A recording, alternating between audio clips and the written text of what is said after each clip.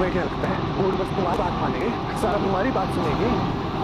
जब एक काम करते हैं ऑफिस में पूरे स्टाफ को, सारा मैडम को, इन सबको बता देते हैं जो भी यहाँ पर हुआ, फिर देखते हैं बोर्ड मेंबर्स वगैरह तक तो जाना है। रुको रुको, मेरा दिल बहुत बड़ा है, मैं तुम दोनों को एक मौका देता हूँ, पर अभी क्या तुम निकलो यहाँ से कि मैं अपना मूड बदल लूँ। आओ। एक मिनट,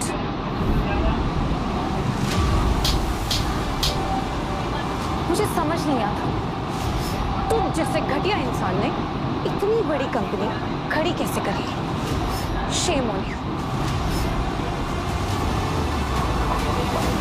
चलो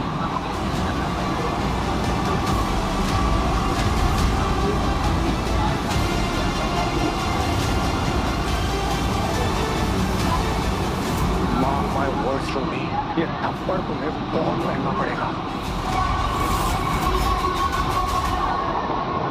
मुझे धमका रहा है। धमका नहीं रहा हूँ, बता रहा हूँ।